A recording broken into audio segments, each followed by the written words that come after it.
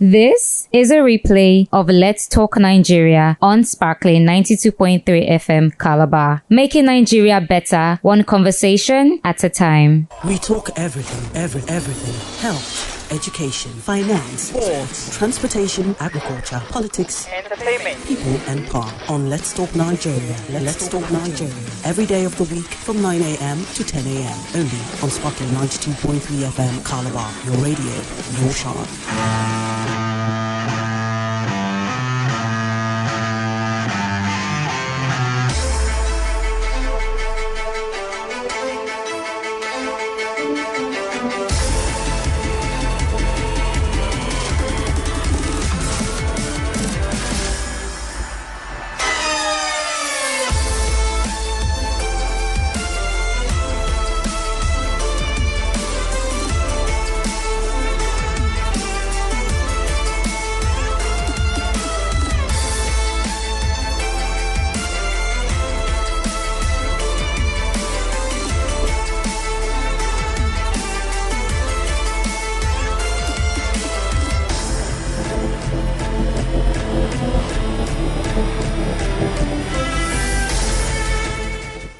Welcome to another Turn Up Tuesday edition of Let's Talk Nigeria, live and direct here on Sparkling 92.3 FM, your radio, your shine, your frequency.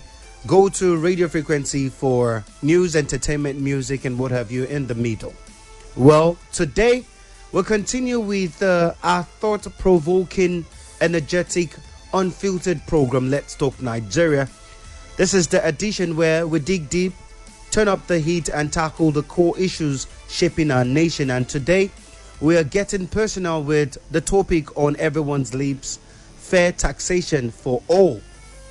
We're breaking it all down: Presumptive Tax Law No. 8, Part 4 and 5, what it means for you, for businesses, and for Nigeria's future. It is not just about numbers, it is about fairness, justice, and responsibility. And are we getting it right? That will be the next question. Joining us this morning are Barrister William Itorok and Sir Leonard Ekanem. Yes, Barrister William Itorok is Chairman Tax Justice and Governance Platform, Cross River State, and Sir Leonard Ekanem is Principal, Louisville Attorneys, Calabar, member, Tax Justice Platform. Good morning to you, gentlemen, once again. Welcome to... It's good to have you here today. Good morning. Okay. Good morning. Alrighty. Those are the gentlemen for today. Well, Barrister, quickly just to do a recap before we go into today's discuss, because we've now made Tuesday day to talk tax.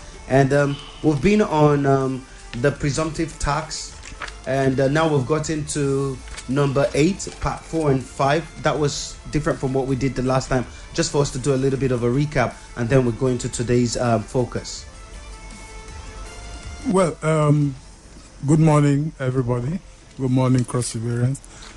As a matter of fact, we have been on this trip for quite some time now. Yes. And we started with taxes and tax regulations in Nigeria. Okay.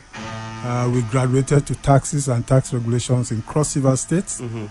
And then we particularly focused on the Presumptive Tax Law No. 8 of 2023, because that is what our interests, apart from other types of taxes, other types of regulations, other tax types of laws that is administered towards collection of taxes and towards development in Cross River State.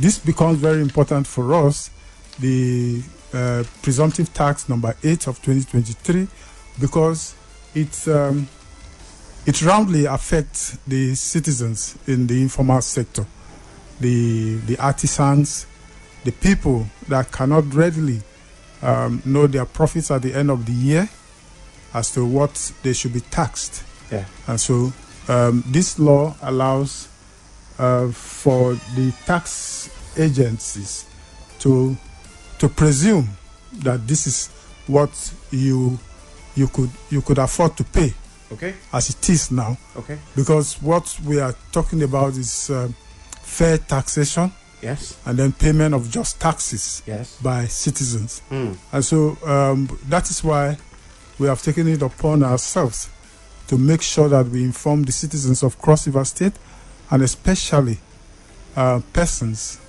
involved in informal business, small businesses, and especially also to help women in this sector. Okay.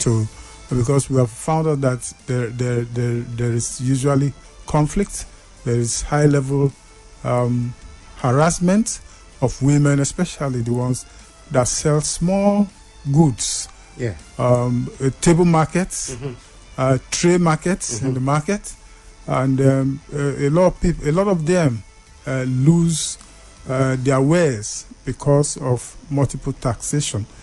And so we believe that this presumptive tax regime is going to reduce the multiplicity of taxes that is bestowed on these persons in the informal sector. And so that's why we are very interested in informing and creating awareness, and also sensitizing and also advocating to government to be more civil in the process of collection of tax. And especially not just taxes, charges, levies and fees that are imposed on persons in the informal sector. All right. Thank you very much, Barrister William Itorok, for doing us a little bit of a recap on what we've been talking since we started. But anyway, so let us go to what we introduced last week, Barrister. It has to do with proper filing, right? Because I remember I made an error and you had to bring me back on it. Proper filing of your taxes. Why is it imperative for you to properly file your taxes before we talk about measures and how to file them? It is important to properly file because if you don't properly file, you may be paying to the wrong hands. Oh, okay. You may be paying to the wrong hands. Like I've always mentioned, government money is not supposed to go into individual pockets. So if you are a tax collector, if you are a taxpayer, you have to go through the proper documentation at the point of paying your taxes. You must have a tax identification number to also determine where you pay your taxes to. So at the end of the day, if you don't properly file, there are people who will be collecting your taxes and not remitting to government. So it's very important that you properly file so that it goes to the right coffers and where it's supposed to go to. And so that is why for today we are going to look at telling the populace the processes of filing and where to file and how to file, and the forms and documents that they are supposed to obtain to be able to file properly the taxes. All right. Documents. What else are we supposed to be aware of? Documents, places to file. Places to file. Places to file. Okay. And to also make sure that you obtain your tax identification number. TIN. TIN. They call it TIN number they call it TIN because the N is number. Yes. So they call it TIN. So we are also going to tell where you can get your TIN. You don't need to have a big company to be able. As an individual, you can get your TIN. So you get your TIN so that when you are paying your taxes, your TIN determines or shows that you are the one who is paying the taxes, because it will reflect that it is William Itorok who is paying the tax. And so when I put my TIN in the teller at the bank, for instance, it will also reflect in the books of the Internal Revenue Services. So that is why it is important and imperative for us to let people know where to go through these processes. All right. Sir Leonard, let us go to you now. I remember last week, thought you were not here. Barrister Williams told us that the federal government gives you time frame between now and March for you to get all of your paperwork done for your taxes. Now, we'd want to look at proper documentation and proper filing of your taxes here. What are the proper A to Z steps, if there's any such, that a taxpayer is supposed to know going to fill in their tax papers? Very well. Every law has its own requirements. Okay. What is required in a form that involves import duties might not be the same kind of form that is required to be filled by somebody who's a warehouse operator and things like that. Let me particularly draw attention to what we are properly dealing with, the Presumptive Tax Law. If we look at the second schedule, we have a form, Presumptive Tax Returns Form. Presumptive Tax returns form, okay. Yes, which is relevant to the category of persons we've been discussing here. Okay. It's a very simple form, and it says like this for employed individuals. Is it called Form A or Form B or Form C, so that we'll know if there's any other name that form is called? No, there aren't very many forms in this particular tax law. That okay. There's just 2 or 3 of them. Oh, okay, great then. Great then, sir. This one is basically the second schedule. Okay. Second schedule, and it's for employed individuals, enterprises, and those engaged in trades. Mm-hmm. And it's to be filled and returned to the Internal Revenue Service. And it says all information should be filed in ink and capital letters. No mutilation is allowed.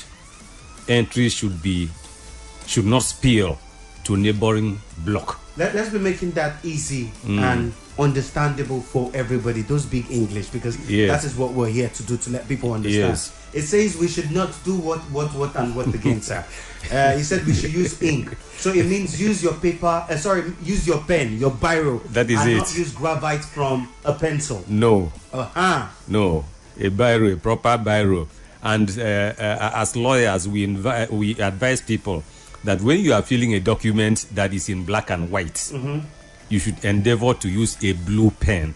Okay, if you're filling a form that is in black and white, yes, to use a blue pen. So that it can project out. Yes, if you use a black pen and fill a black and white form, if anything should happen, it would be difficult to determine the original from the photocopy. Okay.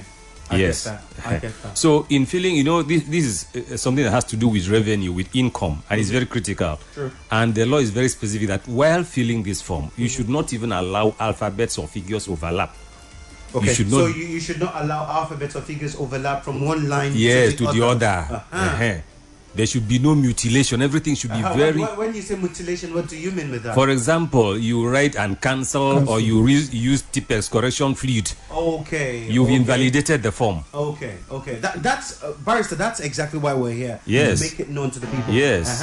So you're not supposed to mutilate it, which means don't cancel it. Don't cancel. Be very sure of what you are doing. And in block form, yeah? Block form, block letters. Okay. And it's a very simple thing. If you have your particulars, Barrister Williams already talked about TIN, tax identification number. There's requirement for that here. Your residential address, business or trade when address. When they generate your TIN, isn't after? It's supposed to be after the filling of the form. No. No. Okay, thank God. That's why. Okay, so I'll come back to you, sir. Let me go to Barrister. Barrister, at what point do you get your TIN? Anytime. If like you are sitting down here when we finish this program. You go to IRS. Just approach. There are officers whose duty is to generate that TIN for you. You give your information there and then. They will generate the TIN for you. I thought we could do these two over the internet. Like go to their website. Yeah, kind of. Yes. Okay. Kind of. I guess I was able to bring mine through the internet. Yes. Kind of. You can't do that. But you see. Not everybody in the informal sector has the capacity. Okay, true.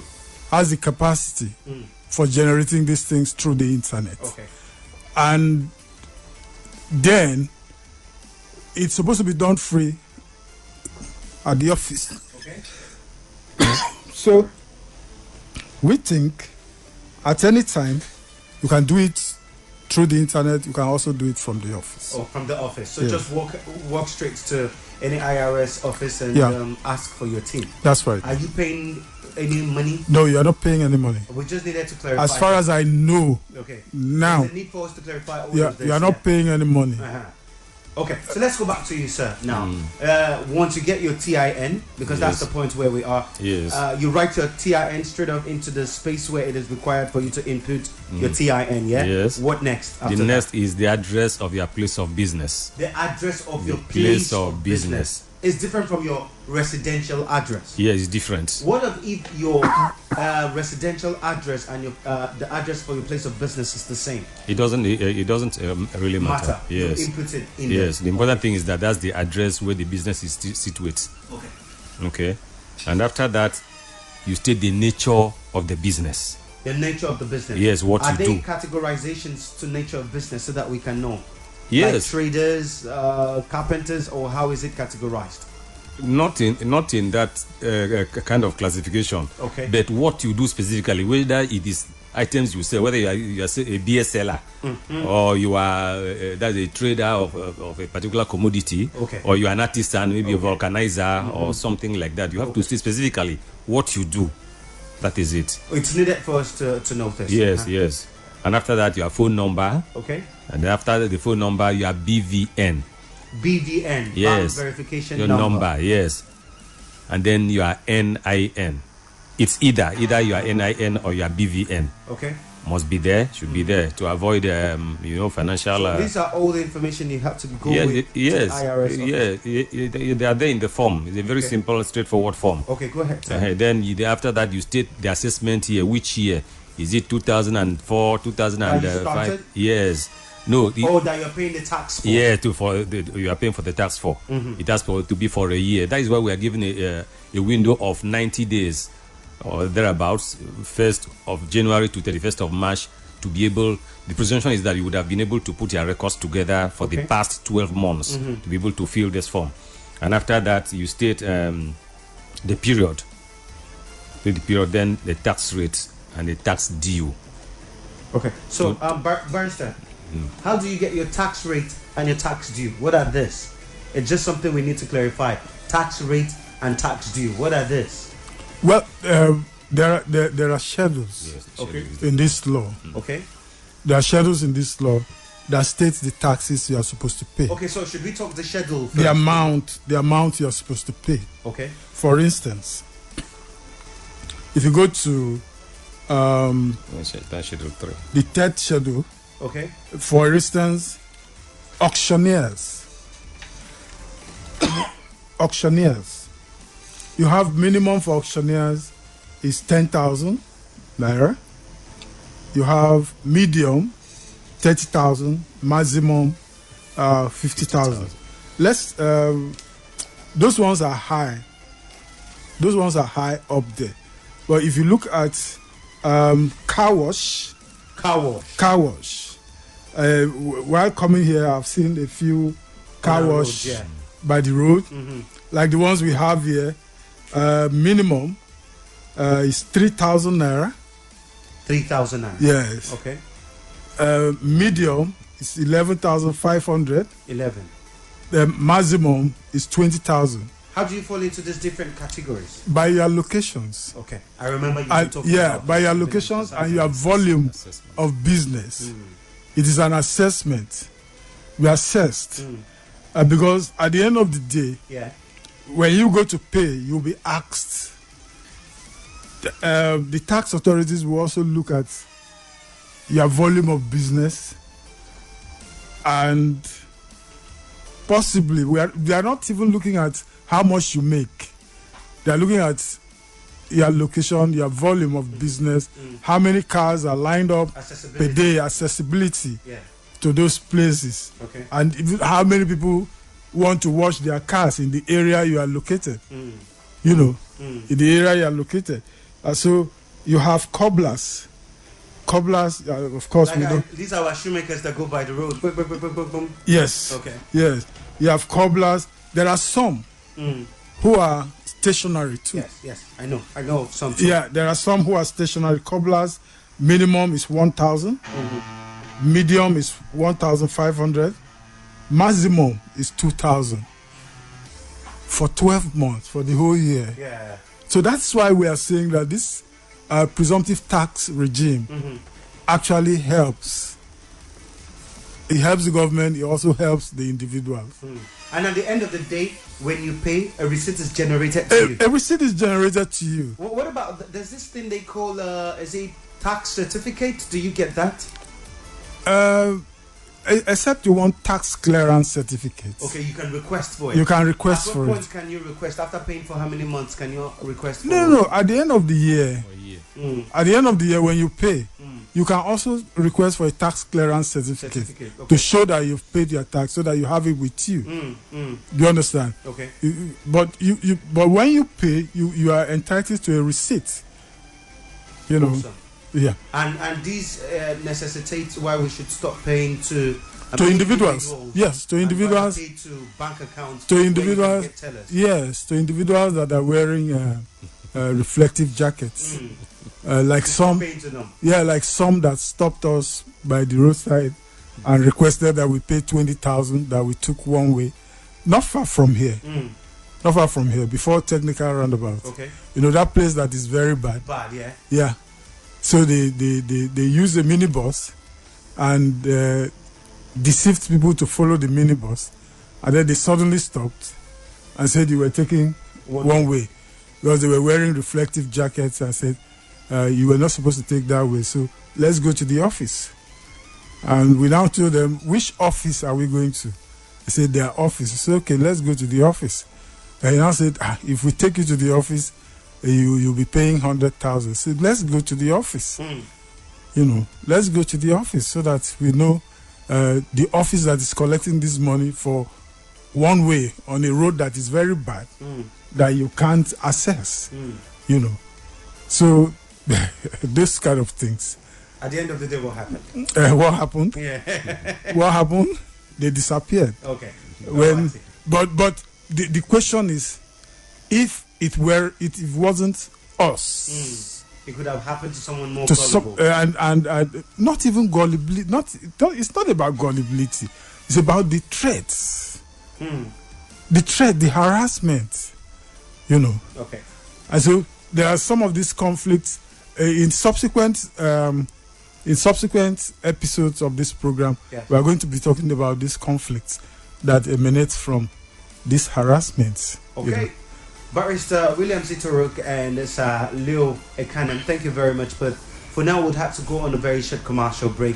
When we return, we'd want to ask Sir Leonard, what is the need for the TIN, BVN, NIN in filling my tax papers? What is the need? You want to take more of my monies or know how much I earn? When we return, we'll get to ask more people. We'll be right back.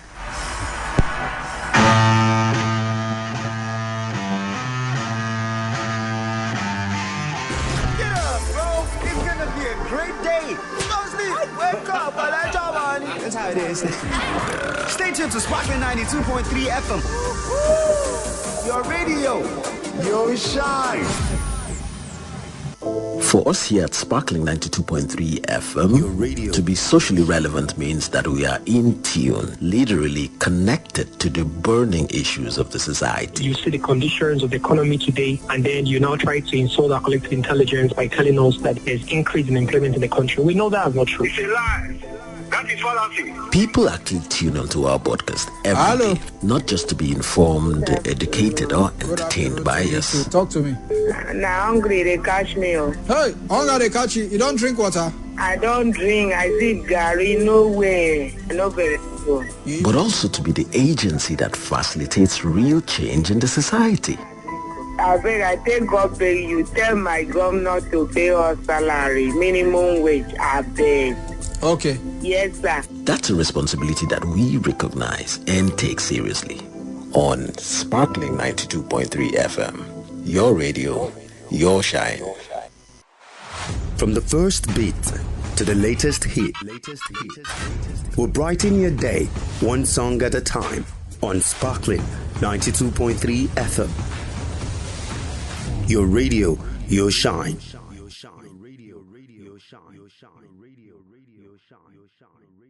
This is a replay of Let's Talk Nigeria on Sparkling 92.3 FM Calabar, making Nigeria better one conversation at a time. We talk everything. Health, education, finance, sports, transportation, agriculture, politics, Entertainment. people and power on Let's Talk Nigeria. Let's Talk Nigeria. Every day of the week from 9 a.m. to 10 a.m. Only on Sparkling 92.3 FM Calabar. Your radio, your shine.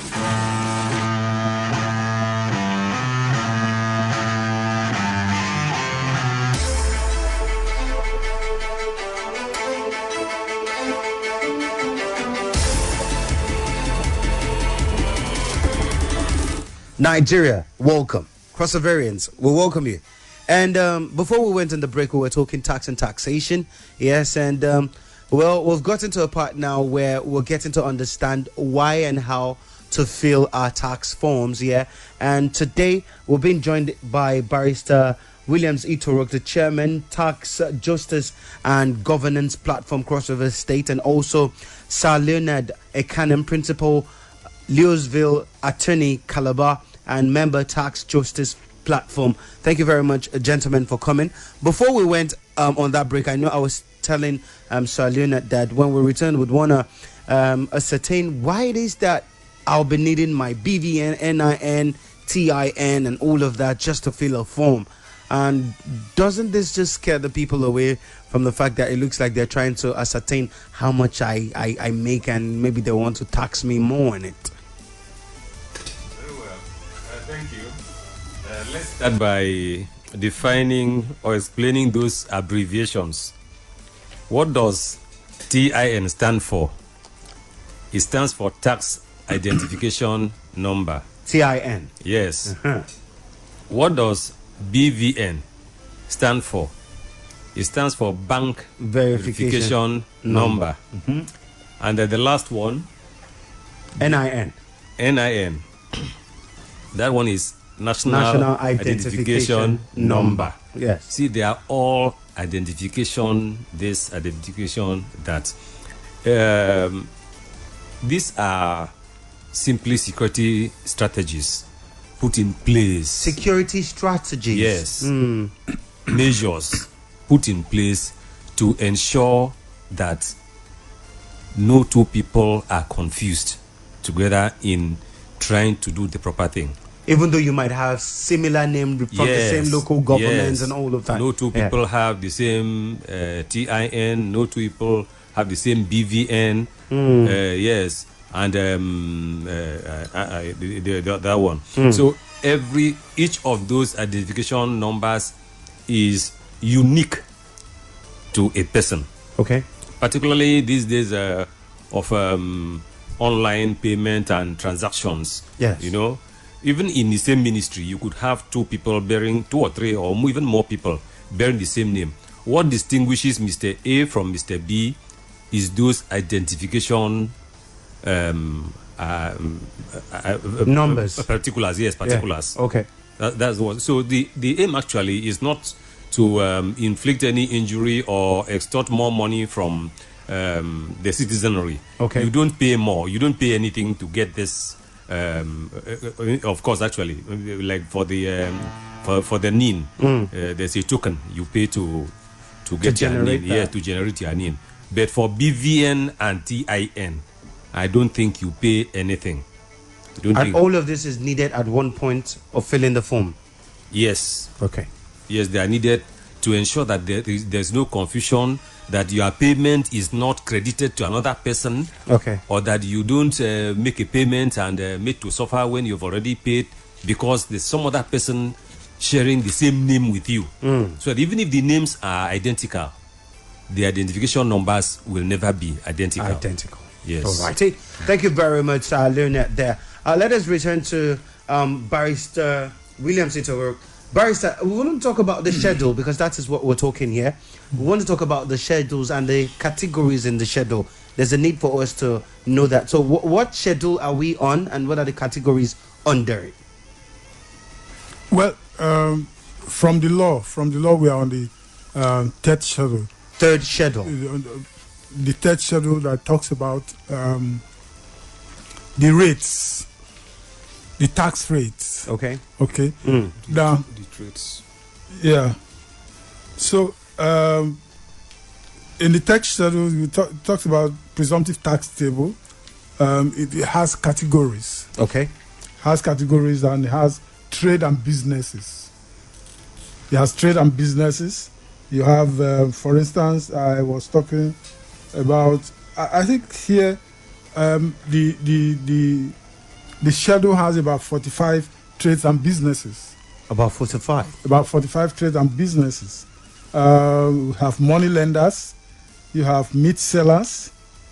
You have maternity private proprietors. Okay. You have general contractors. You have grinding mills. You know grinding mills? Yes, yes, I do. Yes, I do. Okay. Now you have interior decorators. You have iron benders and welders. Okay. You have, all these are all businesses in the informal sector. Under the presumptive tax. Yes, under the presumptive tax.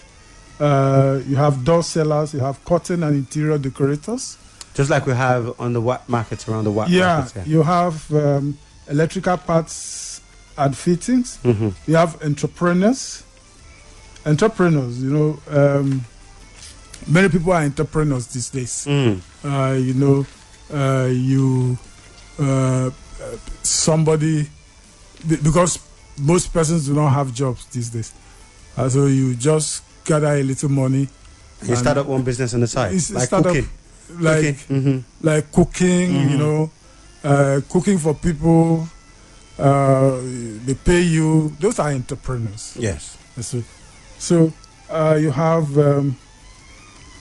landlord.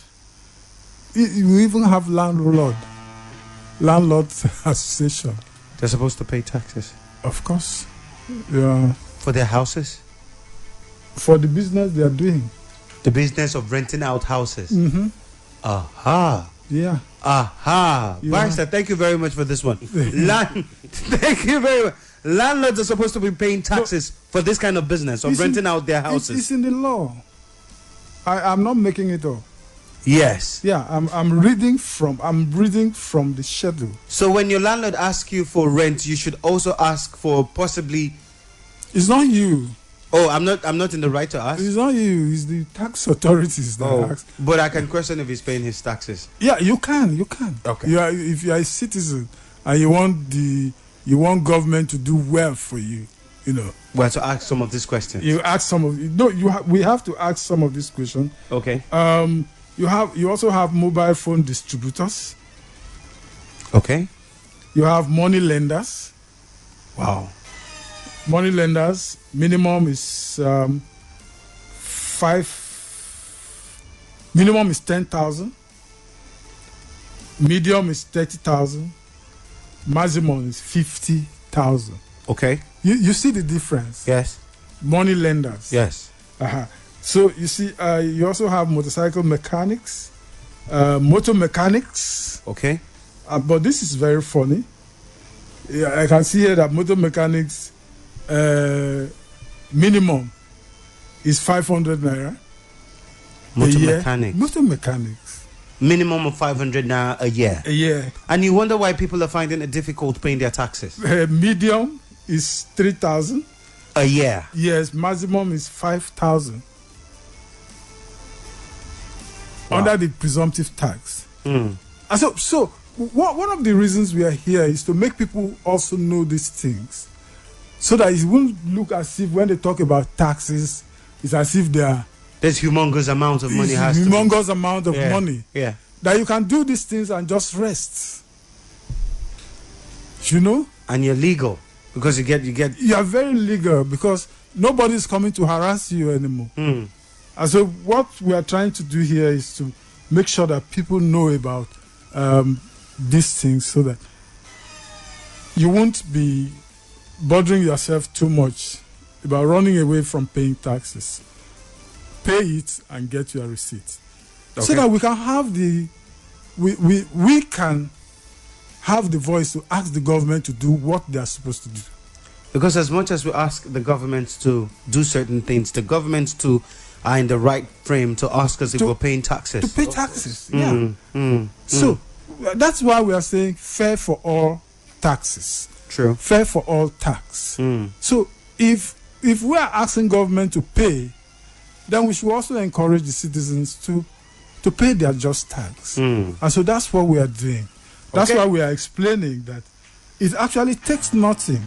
If you know about this law, if it takes nothing for going to IRS, Internal Revenue Services, and asking questions, there are desks there that they can explain these things to you. So to avoid paying to the wrong hands. Because as far as I'm concerned, like we are speaking now, people are still paying to the wrong hands. Yeah, very true. Saliu, what are the risks of paying our taxes to the wrong hands? What are the risks involved? It's very interesting. The first thing I would like to say is, by the fact that you paid your tax into wrong hands, the primary implication is that you've not paid at all. That is one. Yes. That you paid to the wrong hand means yes, you paid at all. Not even paid. Okay. And you know the stress and the strain you are going to pass through trying to correct a wrong you have done, and the possible reprimand that is going to accompany the enforcement of that default on you. Because if, for example, you were served a demand notice, and in that demand notice, the amount, the location, even the account details of where you're supposed to pay the money to are there. And then because of our usual lackadaisical attitude of trying to cut corners, yes, you decide to negotiate with fraudulent, at times not even staff of IRS or a proper tax regulatory authority, and you do away with some amount of money, and it turns out that maybe possibly even the receipt they gave you is fake. Of course, you should be ready to face the consequence, because that will not exculpate you from being prosecuted. When the duration of the notice expires, of course, you receive a summons. There will always be notice before a summons. When you receive the summons, it means you are then asking you come to court and explain why you have not paid. And of course, it's either you will pay that money or you pay a fine. Of course, even when you pay, you are still going to pay a fine on top for default. Or you go to jail. So it is very good. That's why we are here. Like we continue saying, please do this thing. It's an obligation, and then try to do it properly. Don't just feel too lazy or too reluctant to take a walk across to the office and ask some questions for yourself.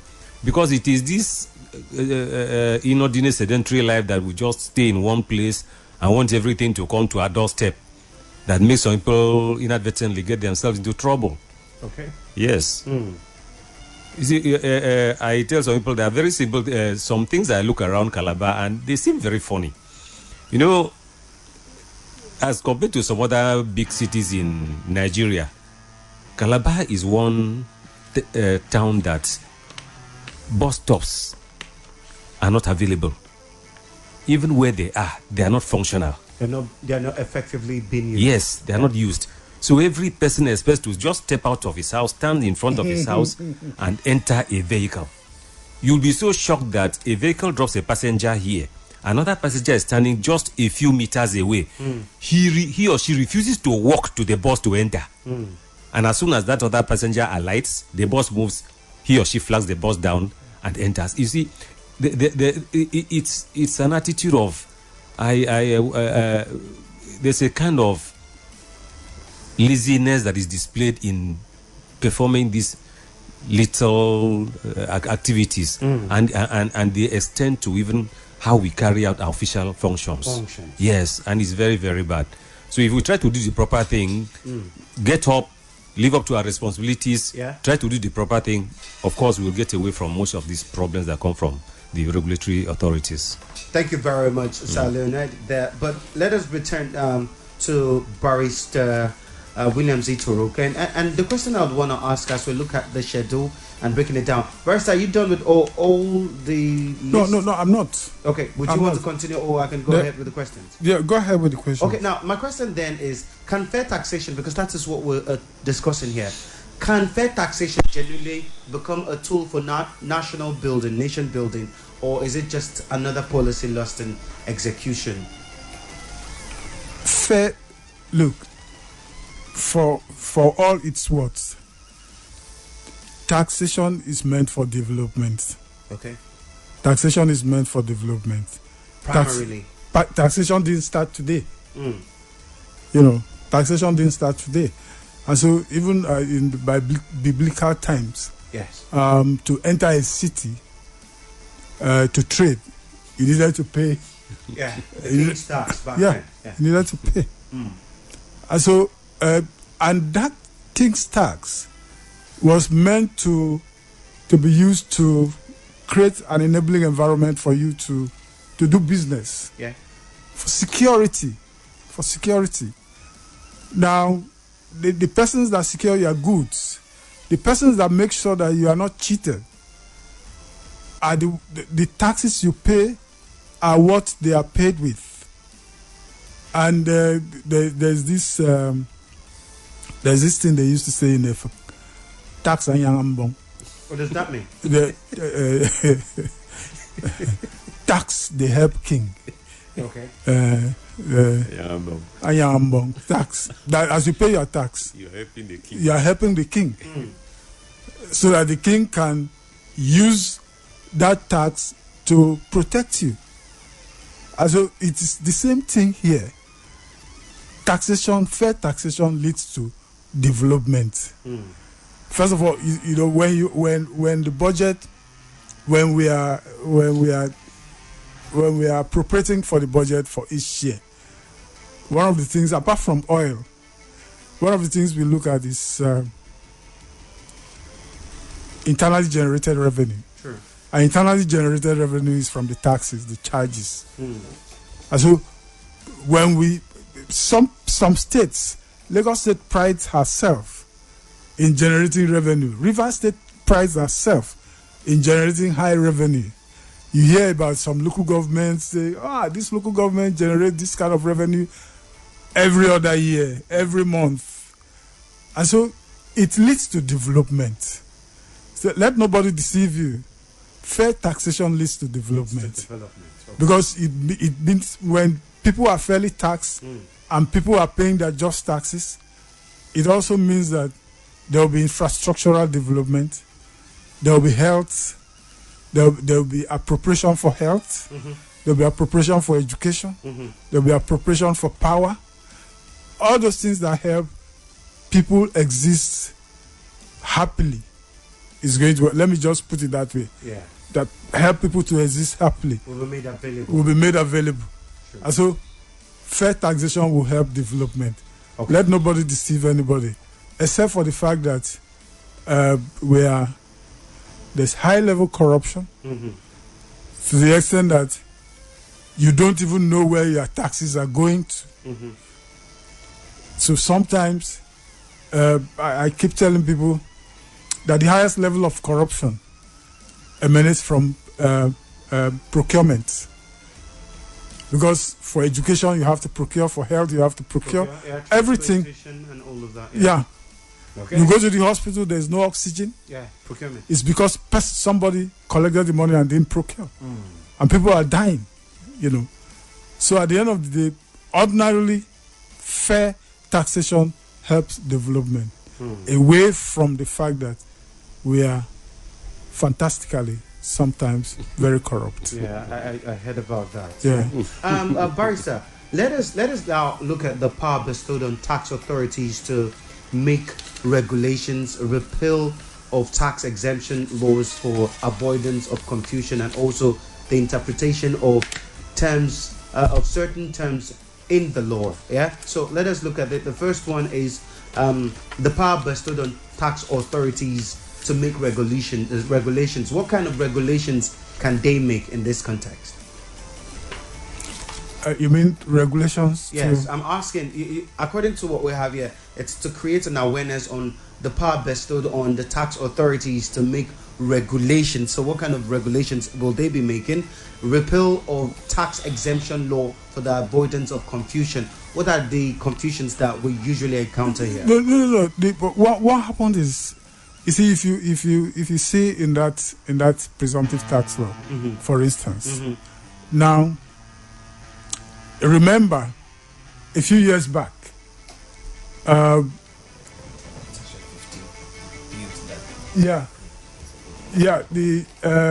Cross-River State Tax Exemption Law number 13 of 2015. So number 13 of 2015. Yeah. Okay. Was repealed. Is repealed by this law. Okay. By the Presumptive Tax Law. Yes. Okay. Because like we said here earlier, that law that was existing was a misnomer. You cannot say an individual like me should not pay tax, should be exempted from tax. The highest you can do is to reduce the amount of tax I'm paying. You know, and so which is why the presumptive tax came into being, and so that the moment this law came in, law number 8 of 2023, it repealed that exemption law, the law that exempted certain category of persons from paying taxes, and so that people won't hang on it as an excuse because during the period of that exemption, persons, I was here when we were talking about the fact that exemption was not going to help the citizens of Cross River State. When somebody was calling and saying, why should I say that when the government says they shouldn't pay tax? I asked, why should you be happy not to pay tax for using what the government is providing? Oh yeah. Okay. Yes. Now that you are going to be deprived of the benefits from what government is supposed to provide to you. I gave the very simple example. If you have a child and the child gains scholarship, and they tell you as a parent to present your tax records, and you now say somebody said you shouldn't pay tax, your child cannot get that scholarship. Yes. Because the scholarship is taxpayers' money. So you can't get from what you don't contribute to. True. You know? All right. So yeah, thank you very much. So this law repeals that exemption. The exemption. All right. And Sir Leonard, just conclusively, Barrister has made us understand why the need for that exemption. Yeah, and looking at the importance of paying taxes, and we're asking for equitable spending of our monies. Yeah, for projects and structures that should be in place. Looking at taxation, if properly used, do you see this repositioning Nigeria to becoming one of the business hubs of the world? Because we've seen tax and what it has done to the United Kingdom, we've seen tax and what it has done to the United States of America, Switzerland, and all of that. If properly used, what are the opportunities that tax can bring? You're absolutely correct. See, there's very little or nothing a government can do without taxation. Those of us who have relations living overseas, who communicate with us regularly, we know they don't joke with their taxes.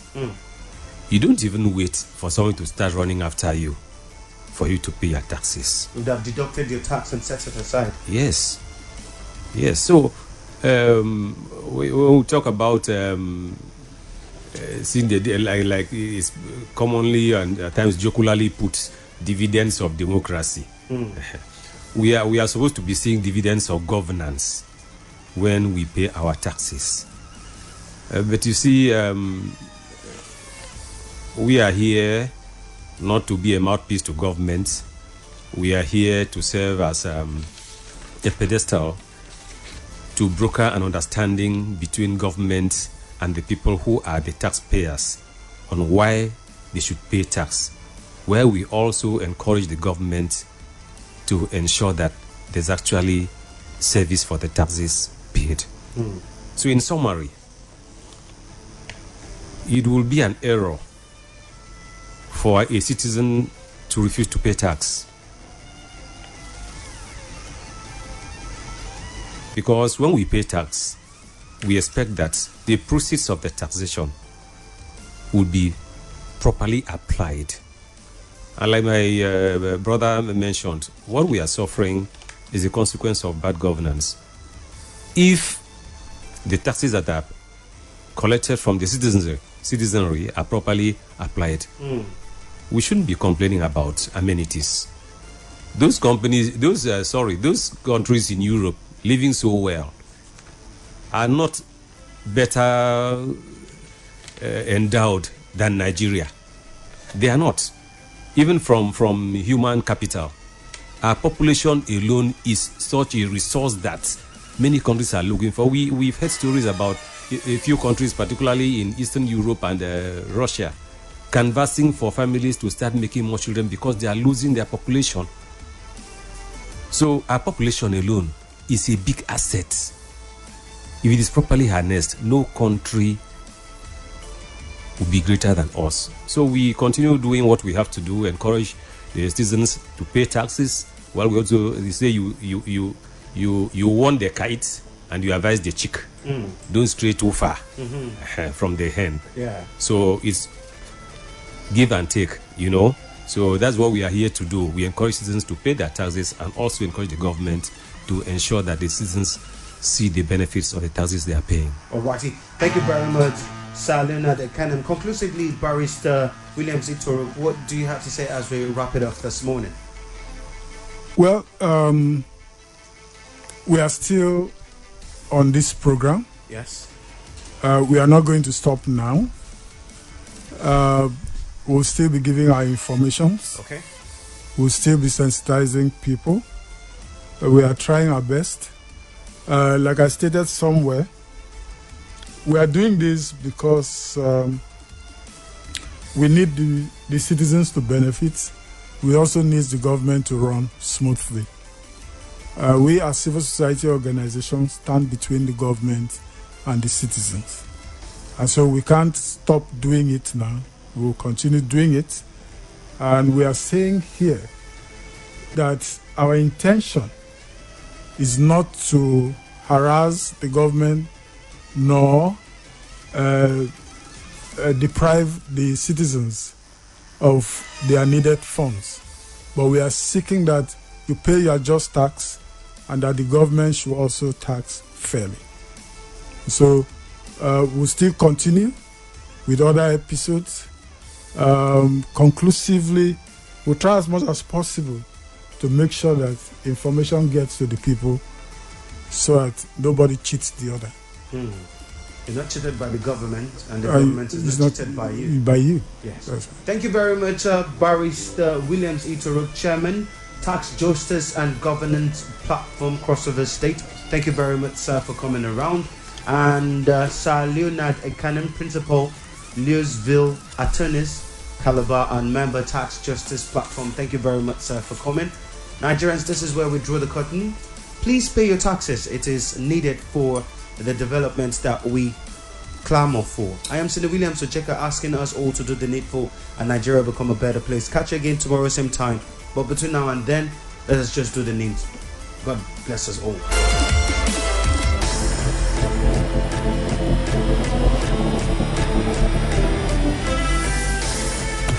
Stay connected every day. We sparkle on your radio. Sparkling 92.3 FM Calabar.